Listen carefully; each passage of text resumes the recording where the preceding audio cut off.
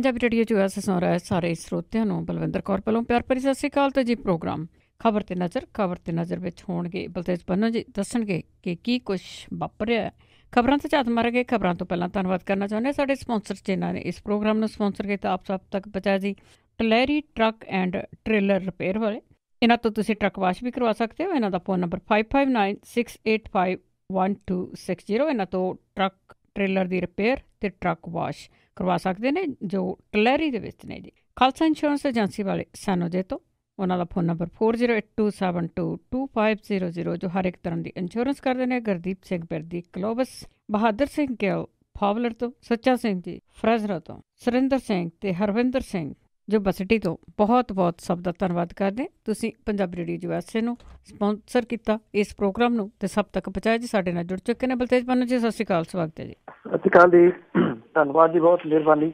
ਹਾਂਜੀ, ਤੇ ਕੱਲ੍ਹ ਦੀ ਆਪਾਂ ਗੱਲ ਕਰਦੇ ਹਾਂ ਕਿ ਜਿਹੜੀ ਬਜਟ ਪੇਸ਼ ਕੀਤਾ ਸੀਗਾ ਉਸ ਤੋਂ ਕੋਈ ਕਹਿੰਦੇ ਆ ਵੀ ਕੁਛ ਕਹਿ ਰਿਹਾ, ਕੋਈ ਕੁਛ ਕਹਿ ਰਿਹਾ, ਪਰ ਲੱਗਦਾ ਕਿ ਇੱਕ ਜੁਮਲਾ ਹੀ ਆ।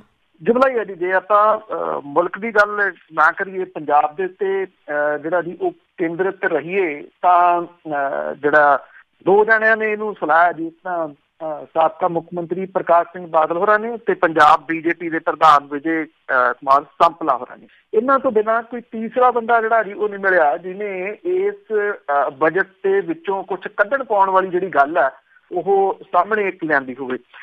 ਮੰਤਰੀ ਬਾਦਲ ਹੋਰਾਂ ਨੇ ਕਿਹਾ ਕਿ ਪ੍ਰਕਾਸ਼ ਸਿੰਘ ਬਾਦਲ ਹੋਰਾਂ ਨੇ ਤਾਂ ਬਜਟ ਪਿਛਲੇ 50 ਸਾਲ ਕਦੀ ਜਿਹੜਾ ਜੀ ਉਹ ਨਹੀਂ ਪੜ੍ਹਿਆ, ਉਹਨਾਂ ਨੂੰ ਕੀ ਪਤਾ ਕਿ ਬਜਟ ਦੇ ਵਿੱਚ ਜਿਹੜਾ ਉਹ ਕੀ ਹੁੰਦਾ।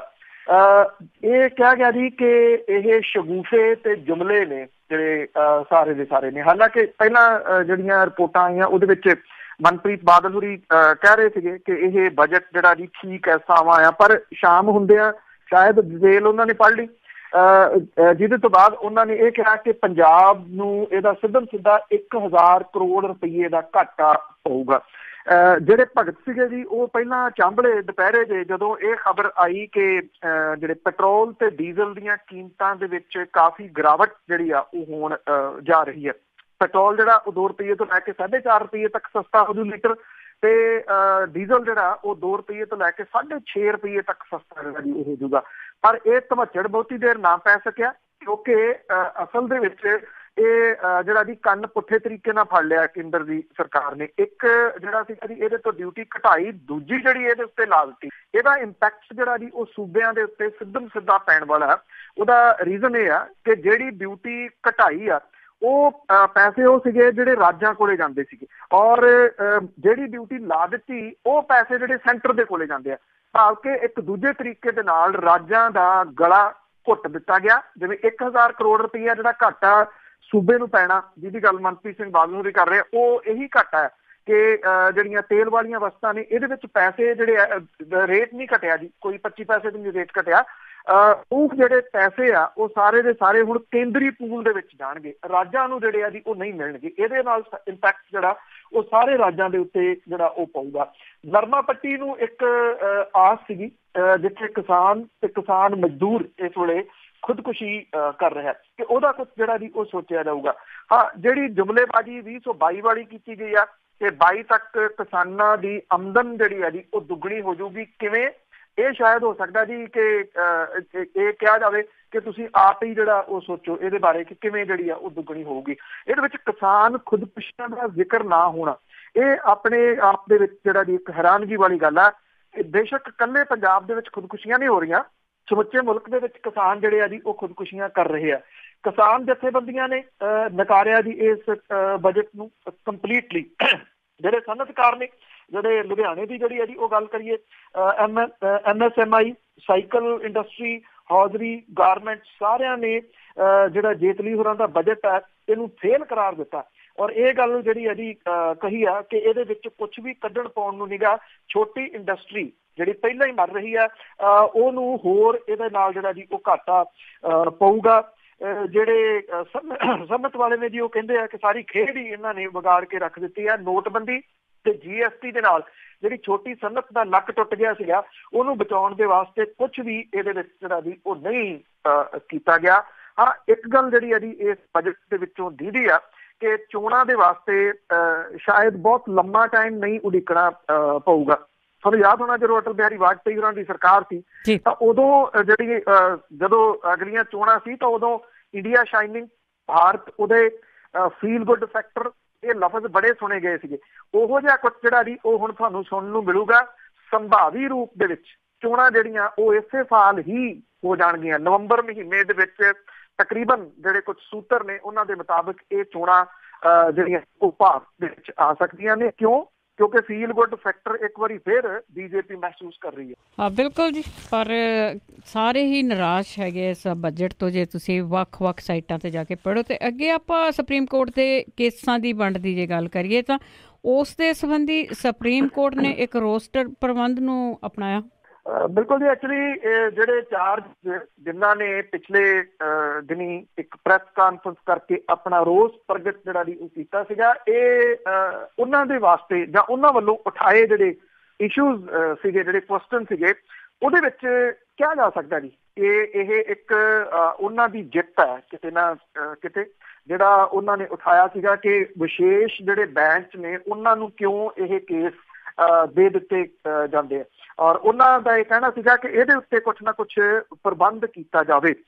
ਵੈਸੇ ਜਿਹੜੇ ਇਹ ਜੱਜ ਨੇ ਇਹਨਾਂ ਨੇ ਇਹ ਵੀ ਇੱਕ ਸੁਝਾਅ ਜਿਹੜਾ ਜੀ ਉਹ ਦਿੱਤਾ ਹੈ ਕਿ ਜਿਹੜੇ ਆਉਣ ਵਾਲੇ ਸਮੇਂ ਦੇ ਦੌਰਾਨ ਜਿਹੜੇ ਸੁਪਰੀਮ ਕੋਰਟ ਦੇ ਚੀਫ ਜਸਟਿਸ ਨੇ ਉਹ ਬਾਕੀ ਜੱਜਾਂ ਦਾ ਜਿਹੜਾ ਜੀ ਇੱਕ ਪੈਨਲ ਬਣਾਉਣ, ਜਿਹੜਾ ਕਿ ਇਹ ਤੈਅ ਕਰੇ ਕਿ ਕਿਹੜਾ ਕੇਸ ਕਿੱਥੇ ਜਾ ਰਿਹਾ, ਭਾਵ ਕਿ ਇੱਕ ਹੱਥ ਦੇ ਵਿੱਚ ਜਿਹੜਾ ਜੀ ਉਹ ਨਾ ਰਹੇ।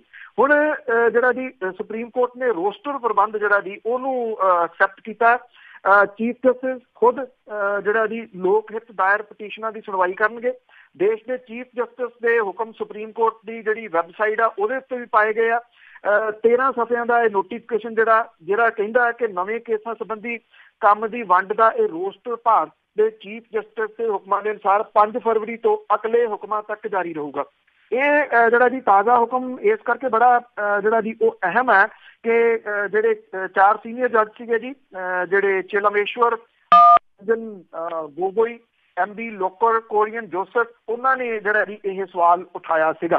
ਤਾਂ ਇਹਨੂੰ ਇੱਕ ਕਿਸਮ ਦੇ ਨਾਲ ਉਹਨਾਂ ਦੇ ਵੱਲੋਂ ਉਠਾਏ ਗਏ ਸਵਾਲ, ਕਿਉਂਕਿ ਪਿਛਲੇ ਦਿਨਾਂ ਤੋਂ ਇਹ ਗੱਲਾਂ ਬਹੁਤ ਸਾਹਮਣੇ ਜਿਹੜੀਆਂ ਜੀ ਉਹ ਆ ਰਹੀਆਂ ਸੀਗੀਆਂ ਕਿ ਕੀ ਬਣਿਆ ਉਹਨਾਂ ਜਿਹੜੇ ਜੱਜ ਸੀ ਉਹਨਾਂ ਦੇ ਵੱਲੋਂ ਉਠਾਏ ਗਏ ਸਵਾਲਾਂ ਦਾ।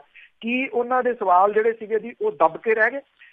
ਬੇਸ਼ੱਕ ਇਹਦੇ ਸੰਬੰਧੀ ਇਹ ਵੀ ਕਿਹਾ ਜਾ ਰਿਹਾ ਸੀਗਾ ਜੀ ਕਿ ਇਹ ਤਾਂ ਮਾਮਲਾ ਹੱਲ ਕਰ ਲਿਆ ਗਿਆ, ਇਹ ਤਾਂ ਕੋਈ ਗੱਲ ਹੀ ਨਹੀਂ ਸੀ, ਪਰ ਇਹ ਮਾਮਲਾ ਹੱਲ ਨਹੀਂ ਸੀ ਹੋਇਆ। ਇਹ ਉਸੇ ਤਰੀਕੇ ਦੇ ਨਾਲ ਜਿਹੜੀ ਆ ਜੀ ਉਹ ਖੜੋਤ ਜਾਰੀ ਸੀ, ਜਿਹਦੇ ਕਰਕੇ ਇਹ ਸਟੈਪ ਜਿਹੜਾ ਜੀ ਉਹ ਲੈਣਾ ਪੈ ਗਿਆ। ਔਰ ਆਈ ਥਿੰਕ ਇਹ ਇੱਕ ਬਹੁਤ ਚੰਗਾ ਜਿਹੜਾ ਜੀ ਉਹ ਸਟੈਪ ਕਿਹਾ ਜਾ ਸਕਦਾ। ਕਿੰਨਾ ਵਰਕ ਕਰਦਾ ਹੈ ਜੀ? ਮੇਰਾ ਖਿਆਲ ਇਹਦੇ ਉੱਤੇ ਜਿਹੜੇ ਉਹ ਚਾਰੇ ਜੱਜ ਨੇ ਜੀ ਮਾਨਯੋਗ, ਜਿਨ੍ਹਾਂ ਨੇ ਇਹ ਗੱਲ ਉਠਾਈ ਸੀ, ਉਹਨਾਂ ਦੀ ਵੀ ਨੇੜਿਓਂ ਨਿਗਾਹ ਰਹੂਗੀ ਕਿ ਰੋਸਟਰ ਪ੍ਰਬੰਧ ਜਿਹੜਾ ਜੀ ਉਹ ਕਿਹੜੇ ਤਰੀਕੇ ਦੇ ਨਾਲ ਵਰਕ ਕਰੂਗਾ ਔਰ ਕਿੰਨਾ ਇਹ ਕਾਰਗਰ ਸਾਬਤ ਹੋਊ ਜੀ। ਚਲੋ ਕੁਛ ਤੇ ਮੰਗ ਮੰਨੀ ਗਈ ਨਾ ਉਹਨਾਂ ਦੀ। ਤੇ ਅੱਗੇ ਆਪਾਂ ਰਾਜਸਥਾਨ ਦੀਆਂ ਚੋਣਾਂ ਦੀ ਜੇ ਗੱਲ ਕਰੀਏ ਤਾਂ ਬੀਜੇਪੀ ਨੂੰ ਵੱਡਾ ਝਟਕਾ। ਬਿਲਕੁਲ ਜੀ, ਐਕਚੁਅਲੀ ਇੱਕ ਤੋਂ ਬਾਅਦ ਇੱਕ ਜਿਹੜਾ ਝਟਕਾ ਤੁਸੀਂ ਇਹ ਕਹਿ ਸਕਦੇ ਹੋ ਜਿਹੜਾ ਕਿ ਭਾਰਤੀ ਜਨਤਾ ਪਾਰਟੀ ਨੂੰ ਲੱਗ ਰਿਹਾ ਜੀ, ਕਿਉਂਕਿ ਇਹਨੂੰ ਇਸ ਖਬਰ ਨੂੰ ਜਿਹੜਾ ਸੀਗਾ ਜੀ ਉਹ ਰੋਕੀ ਰੱਖਣ ਦੇ ਵਾਸਤੇ, ਦਬਾਉਣ ਦੇ ਵਾਸਤੇ ਜਿਹੜਾ ਜੀ ਉਹ ਕਾਫੀ ਕੋਸ਼ਿਸ਼ ਕੱਲ ਜਿਹੜੇ ਚੈਨਲ ਨੇ ਜਿਹੜੇ ਇਹਨਾਂ ਦੇ ਨੇ ਜੀ ਉਹਨਾਂ ਨੇ ਕੋਸ਼ਿਸ਼ ਕੀਤੀ ਕਿ ਬਜਟ ਦੀਆਂ ਖਬਰਾਂ ਦੇ ਵਿੱਚ ਇਹ ਕਿਸੇ ਤਰੀਕੇ ਦੇ ਨਾਲ ਦਬ ਜਾਵੇ। ਦਬੀ ਨਹੀਂ ਖਬਰ ਜਿਹੜੀ ਜੀ। ਔਰ ਕਾਂਗਰਸ ਨੇ ਰਾਜਸਥਾਨ ਦੇ ਵਿੱਚ ਭਾਜਪਾ ਨੂੰ ਹਰਾ ਕੇ ਦੀ 2 ਲੋਕ ਸਭਾ ਤੇ 1 ਵਿਧਾਨ ਸਭਾ ਦੀ ਸੀਟ ਦੇ ਉੱਤੇ ਜਿੱਤ ਜਿਹੜੀ ਆ ਉਹ ਦਰਜ ਕੀਤੀ ਆ। ਗੁਜਰਾਤ ਦੇ ਵਿੱਚ ਪਿਛਲੇ ਸਾਲ ਬਿਹਤਰ ਪ੍ਰਦਰਸ਼ਨ ਕਰਕੇ ਕਾਂਗਰਸ ਦੀ ਉਦੋਂ ਬਾਅਦ ਇਹ ਵੱਡੀ ਜਿੱਤ ਹੈ ਜੀ। ਕਾਂਗਰਸ ਦੇ ਉਮੀਦਵਾਰਾਂ ਨੇ ਅਲਵਰ ਤੇ ਅਜਮੇਰ ਲੋਕ ਸਭਾ ਤੇ ਮੰਡਾਲਗੜ੍ਹ ਵਿਧਾਨ ਸਭਾ ਦੇ ਵਿੱਚ ਭਾਰਤੀ ਜਨਤਾ ਪਾਰਟੀ ਨੂੰ ਵੱਡੇ ਫਰਕ ਦੇ ਨਾਲ ਜਿਹੜਾ ਜੀ ਉਹ ਹਰਾਇਆ। ਕਾਂਗਰਸ ਦੇ ਕਰਨ ਸਿੰਘ ਯਾਦਵ ਨੇ ਭਾਜਪਾ ਦੇ ਜਸਵੰਤ ਯਾਦਵ ਨੂੰ ਅਲਵਰ ਸੀਟ ਤੋਂ ਇਹ ਕੋਈ 1,96,496 ਵੋਟਾਂ ਨਾਲ ਹਰਾਇਆ, ਜਦੋਂ ਕਿ ਮੁੱਖ ਵਿਰੋਧੀ ਪਾਰਟੀ ਰਘੂ ਸ਼ਰਮਾ ਨੇ ਭਾਜਪਾ ਦੇ ਸਵਰੂਪ ਲਾਂਬਾ ਨੂੰ ਅਜਮੇਰ ਸੀਟ ਦੇ ਉੱਤੇ 84,000 ਤੋਂ ਵੱਧ ਵੋਟਾਂ ਦੇ ਫਰਕ ਦੇ ਨਾਲ ਜਿਹੜਾ ਜੀ ਉਹ ਹਰਾਇਆ। ਕਾਂਗਰਸ ਦਾ ਜਿਹੜਾ ਵਿਵੇਕ ਭਾਕੜ ਹੈ ਉਹਨੇ ਮੰਡਾਲਗੜ੍ਹ ਵਿਧਾਨ ਸਭਾ ਸੀਟ ਜਿਹੜੀ ਆ ਭਾਜਪਾ ਤੋਂ ਖੋਲੀ ਸ਼ਕਤੀ ਸਿੰਘ ਹਾਦਾ ਨੂੰ 13,000 ਵੋਟਾਂ ਦੇ ਫਰਕ ਦੇ ਨਾਲ ਜਿਹੜਾ ਜੀ ਉਹ ਹਰਾਇਆ। ਕਾਂਗਰਸ ਤੋਂ ਬਾਗੀ ਗੋਪਾਲ ਮਾਲਵੀਆ ਨੇ ਆਜ਼ਾਦ ਉਮੀਦਵਾਰ ਵਜੋਂ ਚੋਣ ਲੜੀ, ਪਰ ਉਹ ਸਫਲ ਜਿਹੜਾ ਜੀ ਉਹ ਨਹੀਂ ਹੋ ਸਕੇ।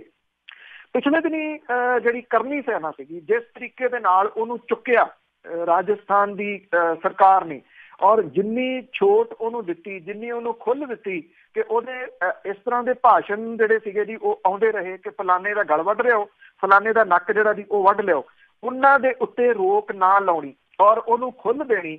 ਇਹ ਇੱਕ ਭਾਰਤੀ ਜਨਤਾ ਪਾਰਟੀ ਦੀ ਕੈਲਕੂਲੇਟਡ ਗੇਮ ਸੀਗੀ ਕਿ ਕਰਨੀ ਸੈਨਾ ਨੂੰ ਉਭਾਰ ਕੇ ਉਹ ਜਿਹੜੀਆਂ ਰਾਜਪੂਤ ਭਾਈਚਾਰੇ ਦੀਆਂ ਵੋਟਾਂ ਉਹਦੇ ਉੱਤੇ ਆਉਂਦੀਆਂ ਵਿਧਾਨ ਸਭਾ ਚੋਣਾਂ ਦੇ ਦੌਰਾਨ ਜਿਹੜਾ ਜੀ ਉਹ ਹੱਕ ਜਤਾ ਸਕੇ ਜਾਂ ਉਹ ਜਿਹੜੀਆਂ ਵੋਟਾਂ ਨੇ ਉਹ ਲੈ ਸਕੇ। ਪਰ ਆਹ ਜਿਹੜੀਆਂ ਚੋਣਾਂ ਹੋਈਆਂ ਨੇ ਇਹਨਾਂ ਨੇ ਇੱਕ ਕਿਸਮ ਦੇ ਨਾਲ ਇਸ ਸਾਰੀ ਚੀਜ਼ ਦੀ ਫੂਕ ਜਿਹੜੀ ਆ ਉਹ ਕੱਢ ਕੇ ਰੱਖ ਦਿੱਤੀ ਹੈ, ਕਿਉਂਕਿ ਫਿਲਮ ਦੇ ਪ੍ਰਦਰਸ਼ਨ ਨੂੰ ਰੋਕਣ ਦੇ ਵਾਸਤੇ ਜਿੰਨੀਆਂ ਚਾਲਾਂ ਜਿਹੜੀਆਂ ਜੀ ਉਹ ਚੱਲੀਆਂ ਗਈਆਂ ਸੀਗੀਆਂ, ਭਾਰਤੀ ਜਨਤਾ ਪਾਰਟੀ ਨੂੰ ਇਹਦਾ ਕੋਈ ਫਾਇਦਾ ਨਹੀਂ ਹੋਇਆ। ਅਜਮੇਰ ਜਿੱਥੇ ਰਾਜਪੂਤਾਂ ਦੀ ਵੱਧ ਆਬਾਦੀ ਹੈ ਉੱਥੇ ਪਾਰਟੀ ਨੂੰ ਜਿਹੜਾ ਜੀ ਹਾਰ ਦਾ ਮੂੰਹ ਵੇਖਣਾ ਪਿਆ ਔਰ 14 ਦੇ ਵਿੱਚ ਸਾਰੀਆਂ 25 ਲੋਕ ਸਭਾ ਸੀਟਾਂ ਦੇ ਉੱਤੇ ਜਿੱਤ ਇੱਥੇ ਦਰਜ ਜਿਹੜੀ ਹੈ ਜੀ ਉਹ ਕੀਤੀ ਸੀਗੀ ਭਾਰਤੀ ਜਨਤਾ ਪਾਰਟੀ ਨੇ।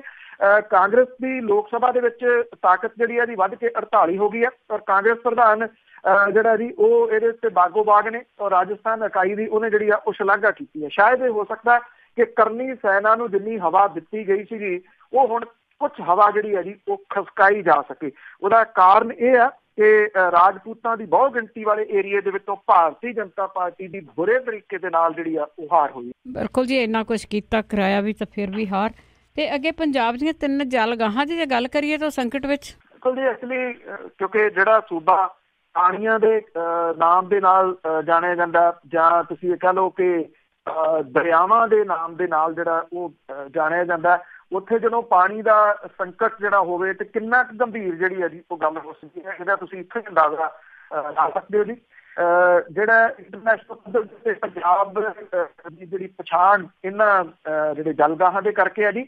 3 ਦਹਾਕਿਆਂ ਤੋਂ ਪੰਜਾਬ ਸਰਕਾਰਾਂ ਦੀ ਕੁਦਰਤੀ ਜਿਹੜੇ ਸੋਮੇ ਨੇ ਇਹਦੇ ਪ੍ਰਤੀ ਬੇਰੁਖੀ ਜਿਹੜੀ ਆ ਜੀ ਉਹਦੇ ਨਾਲ ਵੱਡੇ ਪੱਧਰ ਦੇ ਉੱਤੇ ਇਹਨਾਂ ਨੂੰ ਜਿਹੜਾ ਜੀ ਉਹ ਨੁਕਸਾਨ ਇਸ ਵੇਲੇ ਹੋ ਰਿਹਾ। ਹਰੀਕਾ ਪੱਤਣ, ਕਾਂਜਲੀ ਤੇ ਰੋਪੜ ਇਹਦੇ ਵਿੱਚ ਜਿਹੜੇ ਆ ਉਹ ਸ਼ਾਮਲ ਹੈ। ਕਈ ਦਹਾਕਿਆਂ ਤੋਂ ਇਹਨਾਂ ਦੀ ਸਫਾਈ ਜਿਹੜੀ ਆ ਜੀ ਉਹ ਨਹੀਂ ਹੋ ਰਹੀ। ਜੇ ਹਰੀਕੇ ਪੱਤਣ ਨੂੰ ਛੱਡ ਦਈਏ ਉੱਥੇ ਇਸ ਵਾਲੀ ਰਿਕਾਰਡ ਪ੍ਰਵਾਸੀ ਪੰਛੀ ਜਿਹੜੇ ਆ ਜੀ ਉਹ ਜ਼ਰੂਰ ਆਏ ਆ, ਪਰ ਬਾਕੀ ਥਾਵਾਂ ਦੇ ਉੱਤੋਂ ਪ੍ਰਵਾਸੀ ਪੰਛੀਆਂ ਨੇ ਮੂੰਹ ਜਿਹੜਾ ਜੀ ਉਹ ਆਪਣਾ ਮੋੜ ਲਿਆ। ਰਾਮ ਦੇ ਸ਼ਹਿਰ ਰਾਮਸਰ ਦੇ ਵਿੱਚ ਜਿਹੜੀ ਕਨਵੈਨਸ਼ਨ ਹੋਈ ਉਹਦੇ ਦੌਰਾਨ ਹਰੀਕੇ ਜਿਹੜਾ ਪੱਤਣ ਹੈ ਜੀ ਇਹਨੂੰ 23 ਮਾਰਚ 1999 ਨੂੰ ਮਾਨਤਾ ਦਿੱਤੀ ਗਈ ਸੀ। 41 ਵਰਗ ਕਿਲੋਮੀਟਰ ਦੇ ਇਲਾਕੇ ਦੇ ਵਿੱਚ ਇਹ ਫੈਲਿਆ ਹੋਇਆ ਜੀ ਹਰੀਕਾ ਪੱਤਣ ਜਿਹੜਾ। ਇੱਥੇ ਬਹੁਤੀ ਜਗ੍ਹਾ ਦੇ ਉੱਤੇ ਵੱਡੇ ਹਿੱਸੇ ਤੇ ਸਿਆਸੀ ਆਗੂਆਂ ਨੇ ਨਜਾਇਜ਼ ਕਬਜ਼ੇ ਕਰ ਲਏ ਆ। ਹਾਈਸੈਂਥ ਬੂਟੀ ਜਿਹੜੀ ਆ ਜੀ ਉਹ ਭਰੀ ਪਈ ਆ। ਕਿਸਾਨਾਂ ਦੇ ਵਿਰੋਧ ਦੇ ਬਾਵਜੂਦ ਪਿਛਲੇ ਦਿਨੀ ਇੱਥੇ ਜਿਹੜੇ ਆ ਜੀ ਉਹ ਘੜਿਆਲ ਛੱਡੇ ਗਏ ਆ, ਮਗਰਮੱਛ ਜਿਹੜੇ ਆ ਜੀ ਉਹ ਛੱਡੇ ਗਏ ਆ। ਕਾਂਜਲੀ ਜਿਹੜਾ ਜੀ ਇੱਥੇ ਵੀ 22 ਜਨਵਰੀ 2002 ਨੂੰ ਇਹਨੂੰ ਮਾਨਤਾ ਦਿੱਤੀ ਗਈ ਸੀਗੀ ਔਰ ਇਹ ਜਿਹੜੀ ਕਾਲੀ ਬਈ ਜਿਹੜੀ ਗੁਰੂ ਨਾਨਕ ਸਾਹਿਬ ਦੇ ਨਾਲ ਸੰਬੰਧਿਤ ਹੈ ਜੀ ਉਹਦਾ ਇੱਕ ਹਿੱਸਾ ਕਪੂਰਥਲੇ ਦੇ ਮਹਾਰਾਜੇ ਦੇ ਵੱਲੋਂ 1870 ਦੇ ਵਿੱਚ ਕਾਲੀ ਬਈ ਦੇ ਉੱਤੇ ਪੁਲ ਬਣਾ ਕੇ ਇੱਥੇ ਪਾਣੀ ਇਕੱਠਾ ਕੀਤਾ ਗਿਆ ਸੀਗਾ। ਇਹਦੇ ਨਾਲ ਧਰਤੀ ਦੇ ਹੇਠ ਪਾਣੀ ਰੀਚਾਰਜ ਹੁੰਦਾ ਸੀਗਾ ਔਰ ਇਹਨੂੰ ਸਿੰਜਾਈ ਲਈ ਵਰਤਿਆ ਜਾਂਦਾ ਸੀਗਾ। ਇੱਥੇ 2-3 ਸਾਲਾਂ ਤੋਂ ਫੈਲੀ ਜਿਹੜੀ ਜਲਕੁੰਭੀ ਬੂਟੀ ਆ ਉਹਨੇ ਪ੍ਰਵਾਸੀ ਪੰਛੀਆਂ ਨੂੰ ਨਿਰਾਸ਼ ਕਰਤਾ ਜੀ। ਇੱਥੇ ਪਿਛਲੇ ਸਾਲਾਂ ਤੋਂ ਪ੍ਰਵਾਸੀ ਪੰਛੀ ਜਿਹੜੇ ਉਹ ਨਹੀਂ ਆ ਰਹੇ, ਬਹੁਤ ਘੱਟ ਆ ਰਹੇ ਆ। 16 ਦੇ ਵਿੱਚ 263 ਪੰਛੀ ਆਏ ਜਦੋਂ ਕਿ 18 ਦੇ ਵਿੱਚ ਇਹ ਗਿਣਤੀ 110 ਜਿਹੜੀ ਆ ਉਹ ਰਹਿ ਗਈ ਆ। ਜਿਹੜੇ ਇੱਥੇ ਆਉਂਦੇ ਜਿਹੜੇ ਪੰਛੀ ਨੇ ਉਹਦੇ ਵਿੱਚ ਨੀਲੀ ਜਲ ਕੁਕੜੀ, ਚੁਗਲ, ਚੋਰ ਬਗਲਾ, ਛਪੜੀ ਬਗਲਾ ਤੇ ਵੱਡਾ ਮਛੇਰਾ ਜਿਹੜਾ ਜੀ ਉਹ ਸ਼ਾਮਲ ਹੈ। ਪ੍ਰਵਾਸੀ ਪੰਛੀ ਜਿਹੜੇ ਨੇ ਉਹਦੇ ਵਿੱਚ ਕੂਟ, ਸੁਰਖਾਬ, ਬੇਲਚੀ, ਕਾਲਾ ਸਿਰ ਡੰਬਰਾ ਤੇ ਸਿੰਖਪਰ ਜਿਹੜੇ ਆ ਜੀ ਉਹ ਆਉਂਦੇ ਸੀਗੇ, ਪਰ ਇਹਨਾਂ ਦੀ ਗਿਣਤੀ ਡੇ ਬਾਈ ਡੇ ਜਿਹੜੀ ਆ ਜੀ ਉਹ ਘੱਟਦੀ ਤੁਰੀ ਜਾ ਰਹੀ ਹੈ। ਜਿਹੜੇ ਵਾਤਾਵਰਨ ਪ੍ਰੇਮੀ ਲੋਕ ਨੇ ਉਹ ਇਸ ਗੱਲ ਨੂੰ ਲੈ ਕੇ ਜਿਹੜੇ ਜੀ ਉਹ ਫਿਕਰਮੰਦ ਨੇ ਕਿ ਅੰਤਰਰਾਸ਼ਟਰੀ ਪੱਧਰ ਦੇ ਉੱਤੇ ਇਹ 3 ਉਹ ਜਗ੍ਹਾ ਨੇ ਜਿੱਥੇ ਪਾਣੀ ਇਕੱਤਰ ਹੁੰਦਾ ਔਰ ਇਹਨਾਂ ਦੀ ਹੀ ਜੇ ਪਹਿਚਾਣ ਜਿਹੜੀ ਹੈ ਜੀ ਉਹ ਗਵਾਚ ਗਈ ਤੇ ਫਿਰ 5 ਆਬ ਜਿਹੜਾ ਲਫ਼ਜ਼ ਹੈ ਜੀ ਉਹਨੂੰ ਵੱਡੀ ਢਾਹ ਲੱਗਣੀ ਜੀ। ਬਿਲਕੁਲ ਜੀ, ਹਰੇਕ ਚੀਜ਼ ਨੂੰ ਢਾਹ ਲੱਗ ਰਹੀ ਹੈ ਹੁਣ। ਤੇ ਪੰਜਾਬ ਦੇ ਬਹੁਤੇ ਮੁਲਾਜ਼ਮਾਂ ਦੀ ਜੇ ਤਨਖਾਹਾਂ ਦੀ ਗੱਲ ਕਰੀਏ ਤਾਂ ਉਹ ਤਨਖਾਹ ਤੋਂ ਅਸਖਣੇ ਹੀ ਰਹਿ ਗਏ। ਕਦੇ ਇਸ ਵੇਲੇ ਜਿਹੜਾ ਪੈਸੇ ਪੱਖੋਂ ਬੁਰੇ ਤਰੀਕੇ ਦੇ ਨਾਲ ਸੰਕਟ ਦੇ ਵਿੱਚ ਘਿਰੀ ਪੰਜਾਬ ਸਰਕਾਰ ਜਿਹੜੀ ਹੈ ਜੀ ਉਹਨੂੰ ਮੁਸੀਬਤਾਂ ਦਾ ਸਾਹਮਣਾ ਕਰਨਾ ਪੈ ਰਿਹਾ ਜੀ। ਵੈਸੇ ਇਹ ਐਕਸਪੈਕਟਡ ਸੀਗਾ ਜੀ, ਪਤਾ ਸੀਗਾ ਕਿ ਇਹੋ ਜਿਹੇ ਹਾਲਾਤ ਜਿਹੜੇ ਆ ਉਹ ਪੈਦਾ ਹੋ ਜਾਣੇ ਆ, ਪੈਦਾ ਹੋ ਰਹੇ ਆ। ਸ਼ਾਇਦ ਆਉਂਦੇ ਦਿਨਾਂ ਦੇ ਦੌਰਾਨ ਹੋਰ ਗੰਭੀਰ ਜਿਹੜੇ ਆ ਜੀ ਉਹ ਹੋਣਗੇ। ਸਿਰਫ ਜਿਹੜੇ ਹੇਠਲੇ ਦਰਜੇ ਦੇ ਮੁਲਾਜ਼ਮ ਨੇ, ਦਰਜਾ 4 ਮੁਲਾਜ਼ਮ, ਉਹਨਾਂ ਨੂੰ ਹੀ ਤਨਖਾਹਾਂ ਜਿਹੜੀ ਆ ਜੀ ਉਹ ਸਰਕਾਰ ਦੇ ਸਕੀ ਆ। ਦਰਜਾ 3 ਤੇ ਅਧਿਕਾਰੀਆਂ ਦੀ ਤਨਖਾਹ ਹਵਾ 'ਚ ਜਿਹੜੀ ਆ ਜੀ ਉਹ ਲਟਕਦੀ ਆ। ਫਿਲਹਾਲ ਖਜ਼ਾਨਾ ਅਫਸਰਾਂ ਨੂੰ, ਹੋਰ ਮੁਲਾਜ਼ਮਾਂ ਜਾਂ ਅਧਿਕਾਰੀਆਂ ਨੂੰ ਤਨਖਾਹਾਂ ਦੇਣ ਬਾਰੇ ਕੁਛ ਵੀ ਜਿਹੜਾ ਜੀ ਫੈਸਲਾ ਨਹੀਂ ਕੀਤਾ ਗਿਆ, ਨਾ ਕੋਈ ਹੁਕਮ ਆਇਆ, ਜਿਹਦੇ ਕਰਕੇ ਭੰਬਲ ਭੂਸਾ ਜਿਹੜਾ ਜੀ ਉਹ ਬਣਿਆ ਹੋਇਆ। ਪਿਛਲੇ ਦਿਨਾਂ ਤੋਂ ਇਹ ਜਿਹੜਾ ਜੀ ਚੱਲ ਰਿਹਾ ਸੀਗਾ ਕਿ ਤਨਖਾਹ ਕਿਸ਼ਤਾਂ ਦੇ ਵਿੱਚ ਜਿਹੜੀ ਉਹ ਦੇਊਗੀ, ਔਰ 1 ਫਰਵਰੀ ਨੂੰ ਸਿਰਫ ਦਰਜਾ 4 ਮੁਲਾਜ਼ਮਾਂ ਨੂੰ ਤਨਖਾਹਾਂ ਜਿਹੜੀਆਂ ਜੀ ਉਹ ਨਸੀਬ ਹੋਈਆਂ ਨੇ। ਅਜੇ ਜਿਹੜਾ ਜੀ ਅਗਲੇ ਹੁਕਮਾਂ ਦੀ ਉਡੀਕ ਕਰ ਰਹੇ ਨੇ ਜਿਹੜੇ ਦਫ਼ਤਰ ਨੇ। ਵਿੱਤ ਵਿਭਾਗ ਨੇ ਜਿਹੜਾ 29 ਜਨਵਰੀ ਨੂੰ ਪੰਜਾਬ ਭਰ ਦੇ ਖਜ਼ਾਨਾ ਦਫ਼ਤਰਾਂ ਨੂੰ ਹਦਾਇਤਾਂ ਜਾਰੀ ਕੀਤੀਆਂ ਸੀਗੀਆਂ ਕਿ ਇਸ ਵਾਰ ਤਨਖਾਹਾਂ ਦੇ ਬਿੱਲ ਮੁਲਾਜ਼ਮਾਂ ਦੇ ਗਰੁੱਪ A, B, C ਤੇ D ਆਧਾਰ ਜਿਹੜੇ ਜੀ ਉਹ ਪ੍ਰਾਪਤ ਕੀਤੇ ਜਾਣ। ਔਰ ਕਾਂਗਰਸ ਨੇ ਵਿਧਾਨ ਸਭਾ ਚੋਣਾਂ ਦੇ ਦੌਰਾਨ ਮੁਲਾਜ਼ਮਾਂ ਨਾਲ ਗੱਦੀ ਤੇ ਬਹਿੰਦਿਆਂ ਪੰਜਾਬ ਦੇ 6ਵੇਂ ਤਨਖਾਹ ਕਮਿਸ਼ਨ ਦੀ ਰਿਪੋਰਟ ਲਾਗੂ ਕਰਕੇ ਤਨਖਾਹਾਂ ਤੇ ਪੈਨਸ਼ਨਾਂ ਜਿਹੜੀਆਂ ਸੀਗੀਆਂ DA ਦੀਆਂ ਕਿਸ਼ਤਾਂ ਨਾਲੋਂ ਨਾਲ ਦੇਣ ਤੇ ਕੱਚੇ ਮੁਲਾਜ਼ਮ ਪੱਕੇ ਕਰਕੇ ਸਮੂਹ ਮੁਲਾਜ਼ਮਾਂ ਦੀਆਂ ਪੂਰੀਆਂ ਤਨਖਾਹਾਂ ਦੇਣ ਦੇ ਵੱਡੇ ਵਾਅਦੇ ਕੀਤੇ ਸੀਗੇ। ਪਰ ਹੁਣ ਜਿਹੜਾ ਜੀ ਇਹ ਤੋਂ ਉਲਟ ਉਹ ਵਾਅਦੇ ਤਾਂ ਕੀ ਪੂਰੇ ਹੋਣੇ ਸੀ, DA ਦੀ ਕਿਸ਼ਤ ਤੇ ਬਾਕੀ, ਕਿਉਂਕਿ ਰਿਐਲਿਟੀ ਜਿਹੜੀ ਆ ਜੀ ਉਹ ਸਾਹਮਣੇ ਆ ਗਈ ਸਰਕਾਰ ਦੇ ਕਿ ਪਿਛਲੀ ਸਰਕਾਰ ਕੀ ਕੁਝ ਜਿਹੜਾ ਜੀ ਉਹ ਕਰਕੇ ਗਈ ਆ। ਤੋ ਇਹ ਹਾਲਾਤ ਇਹ ਬਣ ਗਏ ਜੀ ਕਿ ਜਿਹੜੀ ਮੌਜੂਦਾ ਤਨਖਾਹ ਆ ਉਹ ਵੀ ਕਦੋਂ ਮਿਲੂਗੀ ਇਹ ਕੁਝ ਨਹੀਂ ਪਤਾ। ਇਹ ਕਿਹਾ ਜਾ ਰਿਹਾ ਜੀ ਕਿ ਇਸ ਵਾਰੀ ਤਨਖਾਹਾਂ ਇਹ ਕਿਸ਼ਤਾਂ ਦੇ ਰੂਪ ਦੇ ਵਿੱਚ ਮਿਲ ਸਕਦੀਆਂ ਨੇ, ਕਿ ਅੱਧੀ ਪਚੱਧੀ ਪਾਤੀ ਬਾਕੀ ਜਿਹੜੀ ਰਹਿੰਦੀ ਆ ਜੀ ਉਹ ਕੁਝ ਸਮੇਂ ਤੋਂ ਬਾਅਦ ਇਹ ਫਰਵਰੀ ਮਹੀਨਾ ਤਕਰੀਬਨ ਜਿਹੜਾ ਜੀ ਉਹ ਤਨਖਾਹਾਂ ਦੇਣ ਦੇ ਵਿੱਚ ਸਮੁੱਚਾ ਜਿਹੜਾ ਜੀ ਉਹ ਲੰਘੂਗਾ। ਪਰ ਜਦੋਂ ਇਹ ਫਰਵਰੀ ਮਹੀਨਾ ਪਾਸ ਹੋਊਗਾ ਤਨਖਾਹਾਂ ਵਗੈਰਾ ਦੇ ਕੇ ਤੇ ਅੱਗੋਂ ਮਾਰਚ ਮਹੀਨਾ ਜਿਹੜਾ ਜੀ ਉਹ ਆ ਜਾਊਗਾ ਤੇ ਫਿਰ ਉਹ ਮੂੰਹ ਅੱਡੀ ਖੜਾ ਹੋਊਗਾ ਕਿ ਫਰਵਰੀ ਮਹੀਨੇ ਦੀਆਂ ਤਨਖਾਹਾਂ ਹੁਣ ਕਿਵੇਂ ਦੇਣੀਆਂ ਜੀ। ਤੇ ਅੱਗੇ ਆਪਾਂ ਕੈਨੇਡਾ ਰਹਿੰਦੀ ਜਿਹੜੀ ਔਰਤ ਆ ਉਸਨੇ ਸੁਪਾਰੀ ਦਿੱਤੀ ਆਪਣੇ ਘਰ ਵਾਲੇ ਨੂੰ ਮਾਰਨ ਦੀ, ਉਹਦੀ ਗੱਲ ਕਰਦੇ ਹਾਂ। ਇਹ ਜਲੰਧਰ ਰੂਰਲ ਜਿਹੜੀ ਪੁਲਿਸ ਹੈ ਜੀ ਉਹਨੇ ਇਹ ਗੱਲ ਕਹੀ ਹੈ ਕਿ 2 ਸੁਪਾਰੀ ਕਿਲਰ ਜਿਹੜੇ ਆ ਉਹਨੇ ਅਰੈਸਟ ਕੀਤੇ ਆ, ਔਰ ਅਜੇ 2 ਮੈਂਬਰ ਜਿਹੜੇ ਆ ਇਸ ਗਰੋਹ ਦੇ ਫੜਨੇ ਬਾਕੀ ਆ, ਜਿਹੜੇ ਫਰਾਰ ਦੱਸੇ ਜਾ ਰਹੇ ਆ। ਕੈਨੇਡਾ ਤੋਂ ਕੋਈ ਵਿਆਹ ਕਰਾਉਣ ਆਇਆ ਮੱਖਣ ਸਿੰਘ ਜਿਹੜਾ ਸੀਗਾ ਜੀ ਉਹਦੇ ਤੇ 26 ਜਨਵਰੀ ਨੂੰ ਹਮਲਾ ਕੀਤਾ ਇਹਨਾਂ ਨੇ, ਔਰ ਉਹਦੇ ਪੱਟ ਦੇ ਵਿੱਚ ਗੋਲੀ ਮਾਰ ਕੇ ਉਹਨੂੰ ਗੰਭੀਰ ਰੂਪ ਦੇ ਵਿੱਚ ਜ਼ਖਮੀ ਜਿਹੜਾ ਸੀਗਾ ਉਹ ਕਰ ਦਿੱਤਾ। ਕੁਲਵੰਤ ਸਿੰਘ ਮਹਿਤਪੁਰ ਦਾ ਰਹਿਣ ਵਾਲਾ ਜੀ ਤੇ ਰਜਿੰਦਰ ਕੁਮਾਰ ਇਹ ਰਾਮ ਕਲੋਨੀ ਕੈਂਪ ਹੁਸ਼ਿਆਰਪੁਰ ਦਾ ਜਿਹੜਾ ਉਹ ਰਹਿਣ ਵਾਲਾ। ਔਰ ਪੁਲਿਸ ਨੇ ਜਿਹੜੀ ਇਹਦੇ ਵਿੱਚ ਵਰਤੀ ਕਾਰ ਤੇ ਜਿਹੜੀ ਸੁਪਾਰੀ ਦੀ ਰਕਮ ਸੀਗੀ ਉਹ ਵੀ ਕੁਝ ਬਰਾਮਦ ਜਿਹੜੀ ਆ ਉਹ ਕੀਤੀ ਆ। ਪੁਲਿਸ ਦੱਸਦੀ ਆ ਕਿ ਕੈਨੇਡਾ ਤੋਂ ਆਇਆ ਮੱਖਣ ਸਿੰਘ ਪਿੰਡ ਰੁੜਕਾਂ ਦਾ ਰਹਿਣ ਵਾਲਾ, ਔਰ ਪੰਜਾਬ ਦੇ ਵਿੱਚ 3ਜਾ ਵਿਆਹ ਇਹ ਕਰਾਉਣ ਆਇਆ ਸੀਗਾ।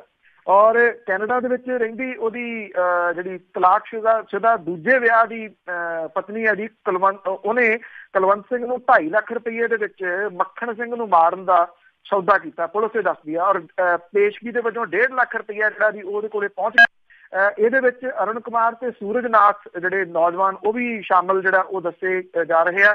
26 ਜਨਵਰੀ ਦੀ ਸ਼ਾਮ ਨੂੰ ਗੁਰਾਇਆਂ ਦੇ ਵਿੱਚ ਮੱਖਣ ਸਿੰਘ ਦੇ ਉੱਤੇ ਜਾਨਲੇਵਾ ਹਮਲਾ ਜਿਹੜਾ ਸੀ ਉਹ ਕੀਤਾ ਗਿਆ। ਉਹ ਬਚ ਤਾਂ ਗਿਆ ਪਰ ਉਹਦੀ ਗੋਲੀ ਜਿਹੜਾ ਜੀ ਉਹ ਪੱਟ ਦੇ ਵਿੱਚ ਲੱਗੀ ਹੈ, ਕਿਉਂਕਿ ਰੌਲਾ ਰੱਪਾ ਪੈ ਗਿਆ। ਜਿਹੜੇ ਹਮਲਾ ਕਰਨ ਆਏ ਸੀਗੇ ਉਹ ਆਪਣੀ ਕਾਰ ਉੱਥੇ ਮੌਕੇ ਤੇ ਛੱਡ ਕੇ ਜਿਹੜਾ ਜੀ ਉਹ ਫਰਾਰ ਹੋ ਗਏ।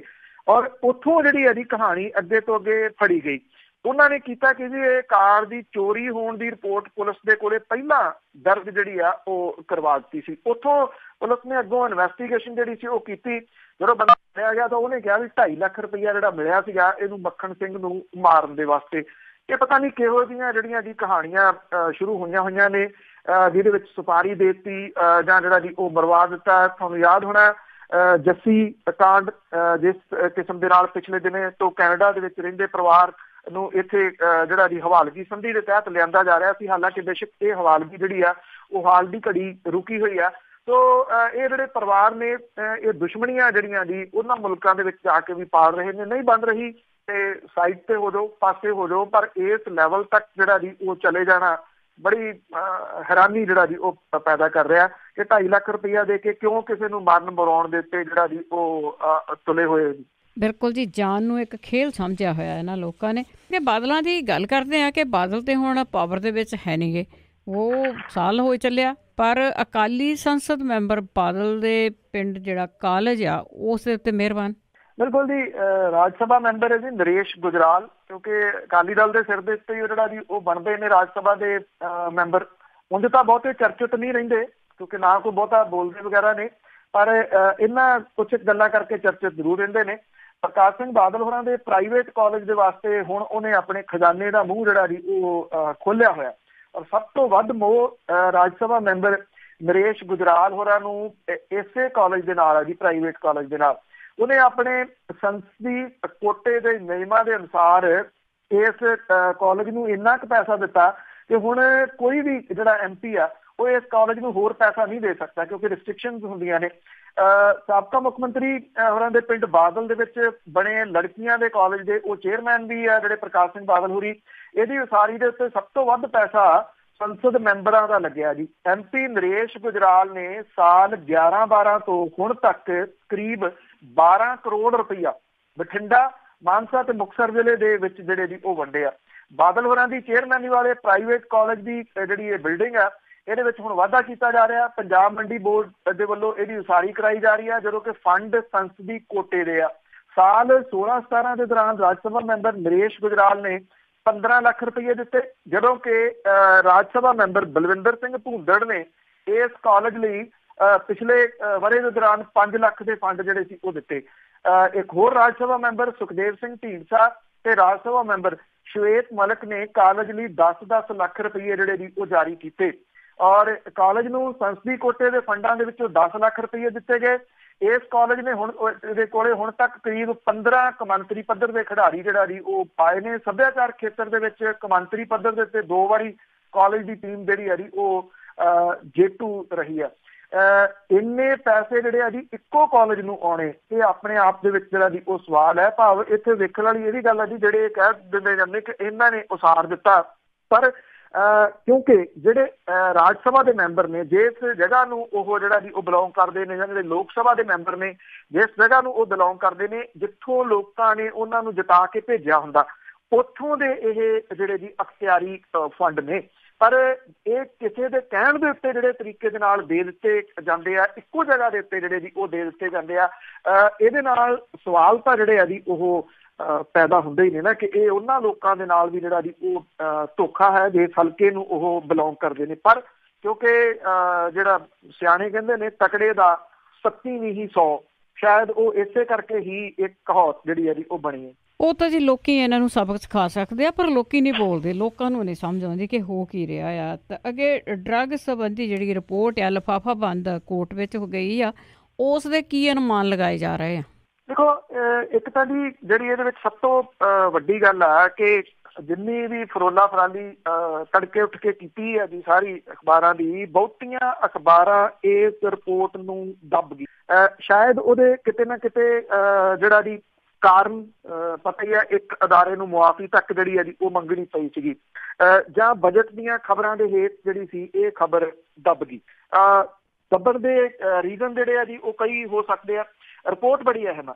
ਐਕਚੁਅਲੀ ਇੱਕ ਜਿਹੜੀ ਸੰਸਥਾ ਜਿਹਨੇ ਇਹ NGO ਹੈ, ਉਹਦੇ ਹਾਈ ਕੋਰਟ ਦੇ ਵਿੱਚ ਰਿਟ ਦਾਇਰ ਕੀਤੀ ਸੀ ਕਿ ਜਿਹੜੀ ਜਾਂਚ ਇਨਫੋਰਸਮੈਂਟ ਡਾਇਰੈਕਟੋਰੇਟ ਨੇ ਕੀਤੀ ਆ ਭੋਲਾ ਡਰੱਗ ਮਾਮਲੇ ਦੇ ਵਿੱਚ, ਉਹਦੇ ਵਿੱਚ STF ਜਿਹੜੀ ਸਪੈਸ਼ਲ ਟਾਸਕ ਫੋਰਸ ਹੈ ਉਹ ਕੀ ਕਹਿੰਦੀ ਆ, ਇਹਦੇ ਸੰਬੰਧੀ ਉਹਨੇ ਆਪਣੀ ਰਿਪੋਰਟ ਮੰਗੀ ਸੀ। ਜਿਹੜੀ STF ਹੈ ਉਹਦੇ ਮੁਖੀ ਜਿਹੜੇ ਹਰਪ੍ਰੀਤ ਸਿੰਘ ਸਿੱਧੂ ਹੋਰੀ ਨੇ, ਉਹਨਾਂ ਨੇ ਇਹ ਸੀਲ ਬੰਦ ਲਿਫਾਫਾ ਰਿਪੋਰਟ ਜਿਹੜੀ ਹੈ ਜੀ ਉਹ ਮਾਨਯੋਗ ਜੱਜ ਜਿਹੜੇ ਨੇ ਪੰਜਾਬ ਹਰਿਆਣਾ ਹਾਈ ਕੋਰਟ ਦੇ ਚੀਫ ਜਸਟਿਸ, ਉਹਨਾਂ ਦੇ ਕੋਲੇ ਸੂਰਿਆਕਾਂਤ ਜਿਹੜੇ ਸੀਗੇ ਜੀ, ਤੇ ਜਸਟਿਸ ਡਾਕਟਰ ਸ਼ੇਖਰ ਧਵਨ ਦੇ ਕੋਲੇ ਪੇਸ਼ ਕੀਤੀ। ਇਹ ਦੱਸਿਆ ਜਾ ਰਿਹਾ ਜੀ ਕਿ ਜਦੋਂ ਇਹ ਜਿਹੜੀ ਰਿਪੋਰਟ ਆ ਉਹ ਪੇਸ਼ ਕੀਤੀ ਤਾਂ ਉਹਨਾਂ ਨੇ ਤੁਰੰਤ ਇਹਨੂੰ ਖੋਲ ਕੇ ਪੜ੍ਹ ਕੇ ਇੱਕ ਪਹਿਰੇ ਦੇ ਉੱਤੇ ਜਾ ਕੇ ਜਿਹੜੇ ਜੱਜ ਸੀਗੇ ਜੀ ਉਹ ਚੁੱਪ ਕਰ ਗਏ, ਰੁਕ ਗਏ। ਕੁਛ ਮਿੰਟ ਤੋਂ ਬਾਅਦ ਜਿਹੜਾ ਜੀ ਉਹ ਬੋਲੇ, ਔਰ ਉਹਨਾਂ ਨੇ ਗੱਲ ਇਹ ਕਹੀ ਕਿ ਜਿਹੜੇ ਆਫਿਸਰ ਇਸ ਡਰੱਗ ਰੈਕਟ ਦੇ ਮਾਮਲੇ ਦੇ ਵਿੱਚ ਇਨਵੋਲਵ ਨੇ ਇਹਨੂੰ ਰਿਪੋਰਟ ਨੂੰ ਤਿਆਰ ਕਰਨ ਦੇ ਵਾਸਤੇ, ਜਾਂ ਜਿਹੜੇ ਇਹਦੀ ਇਨਵੈਸਟੀਗੇਸ਼ਨ ਕਰ ਰਹੇ ਆ, ਉਹਨਾਂ ਨੂੰ ਪ੍ਰੋਟੈਕਟ ਕੀਤਾ ਜਾਵੇ। ਇਹ ਜਿਹੜਾ ਜੀ ਵਰਡ ਉਹਨਾਂ ਨੇ ਅਦਾਲਤ ਦੇ ਵਿੱਚ ਬੋਲਿਆ, ਜਿਹੜਾ ਕਿ ਬੜਾ ਅਹਿਮ ਹੈ। ਇਸ ਰਿਪੋਰਟ ਦੇ ਉੱਤੇ ਜਿਹੜਾ ਜੀ ਉਹ ਕੀ ਹੁੰਦਾ ਆ, ਇਹਦਾ ਜਿਹੜਾ ਜੀ ਇਹ ਆਉਂਦੇ ਦਿਨ ਜਿਹੜੇ ਨੇ ਉਹ ਦੱਸੇ ਜਾਣਗੇ। ਇਹ ਕਿਹਾ ਗਿਆ ਕਿ ਜਿਹੜੇ ਹਾਈ ਕੋਰਟ ਦੇ ਇਹ ਜੱਜ ਨੇ ਉਹ ਸੈਟਿਸਫਾਈਡ ਨੇ ਇਸ ਜਿਹੜਾ ਜੀ ਉਹ ਰਿਪੋਰਟ ਤੋਂ, ਇਹਨੂੰ ਦੇਖਣ ਤੋਂ ਬਾਅਦ। ਇਹ ਜਿਹੜੀ ਰਿਪੋਰਟ ਆ ਇਹ ਆਉਣ ਵਾਲੇ ਦਿਨਾਂ ਦੇ ਦੌਰਾਨ ਇਉਂ ਲੱਗਦਾ ਕਿ ਪੰਜਾਬ ਦੀ ਸਿਆਸਤ ਦੇ ਵਿੱਚ ਇੱਕ ਭੁਚਾਲ ਖੜਾ ਜਿਹੜਾ ਜੀ ਉਹ ਕਰੂਗੀ, ਕਿਉਂਕਿ ਇਹਦੇ ਵਿੱਚ ਸਾਬਕਾ ਮੰਤਰੀ ਜਿਹੜੇ ਨੇ ਜਿਨ੍ਹਾਂ ਦਾ ਨਾਮ ਬੋਲਦਾ ਰਿਹਾ, ਔਰ ਇਨਫੋਰਸਮੈਂਟ ਡਾਇਰੈਕਟੋਰੇਟ ਨੇ ਜਿਨ੍ਹਾਂ ਤੋਂ ਪੁੱਛਗਿੱਛ ਵੀ ਜਿਹੜੀ ਉਹ ਕੀਤੀ ਸੀਗੀ, ਉਹਦੇ ਉੱਤੇ ਕੇਂਦਰਿਤ ਕਿਸੇ ਨਾ ਕਿਸੇ ਰੂਪ ਦੇ ਵਿੱਚ ਹੋ ਸਕਦੀ ਹੈ ਜਿਹੋ ਜਿਹੀ ਸੰਭਾਵਨਾ ਪ੍ਰਗਟ ਕੀਤੀ ਜਾ ਰਹੀ ਹੈ। ਪਰ ਸਵਾਲ ਸਭ ਤੋਂ ਵੱਡਾ ਇਹ ਹੋਊਗਾ ਕਿ ਇਹ ਰਿਪੋਰਟ ਕਿੰਨੀ ਕੁ ਦੇਰ ਜਿਹੜੀ ਉਹ ਦਬਾਈ ਜਾ ਸਕੂਗੀ, ਔਰ ਕਿਉਂਕਿ ਇਹ ਜਨਤਕ ਨਹੀਂ ਹੋਈ ਅਜੇ, ਇਸ ਕਰਕੇ ਇਹਦੇ ਉੱਤੇ ਵੱਡੀ ਟਿੱਪਣੀ ਇਸ ਕਰਕੇ ਜਿਹੜੀ ਜੀ ਉਹ ਨਹੀਂ ਕੀਤੀ ਜਾ ਸਕਦੀ ਕਿ ਸਮੇਂ ਤੋਂ ਪਹਿਲਾਂ ਜਿਹੜੀ ਹੈ ਜੀ ਉਹ ਗੱਲ ਹੋਊਗੀ। ਸੋ ਲੈਟਸ ਸੀ ਆਉਂਦੇ ਦਿਨਾਂ ਦੇ ਦੌਰਾਨ ਜਿਹੜਾ ਜੀ ਇਸ ਰਿਪੋਰਟ ਦੇ ਵਿੱਚੋਂ ਕੀ ਨਿਕਲਦਾ। ਪਰ ਜਿਹੜੀ ਗੱਲ ਮਾਨਯੋਗ ਜੱਜ ਜਿਹੜੇ ਜੀ ਉਹਨਾਂ ਨੇ ਇਹਨਾਂ ਅਫਸਰਾਂ ਨੂੰ ਪ੍ਰੋਟੈਕਟ ਕਰਨ ਦੇ ਵਾਸਤੇ ਜਿਹੜੀ ਜੀ ਕਹੀ ਹੈ, ਤੁਰੰਤ ਜਿਹੜਾ ਪਹਿਲਾਂ ਉਹਨਾਂ ਦਾ ਰਿਐਕਸ਼ਨ ਹੈ ਉਹ ਬਹੁਤ ਸਾਰੇ ਮਾਇਨੇ ਰੱਖਦਾ ਹੈ। ਜੀ ਜੀ ਬਿਲਕੁਲ, ਪਰ ਨਾ ਜ਼ਰੂਰ ਬਾਹਰ ਆਉਣੇ ਚਾਹੀਦੇ ਕਿ ਕੌਣ ਲੋਕਾਂ ਨੂੰ ਮਾਰ ਤੇ ਮਰਵਾ ਰਿਹਾ। ਬਹੁਤ ਬਹੁਤ ਧੰਨਵਾਦ ਬਲਤੇਜ ਪੰਨੂ ਜੀ। ਮਿਹਰਬਾਨੀ ਜੀ, ਧੰਨਵਾਦ ਜੀ, ਸਤਿ ਸ਼੍ਰੀ ਅਕਾਲ ਜੀ। ਤੇ ਇਹ ਸਨ ਜੀ ਬਲਤੇਜ ਪੰਨੂ ਜੀ, ਸਾਡੇ ਨਾਲ ਜੁੜਦੇ ਨੇ, ਕਰਦੇ ਨੇ ਖਬਰਾਂ। ਹੁਣ ਇਸੇ ਦੇ ਨਾਲ ਅੱਜ ਦਾ ਬੁਲਟਨ ਇੱਥੇ ਹੀ ਖਤਮ। ਅਗਲੇ ਬੁਲਟਨ ਤੱਕ ਬਲਵਿੰਦਰ ਕੌਰ ਵੱਲੋਂ ਆਪ ਸਭ ਨੂੰ ਹੀ ਪਿਆਰ ਭਰੀ।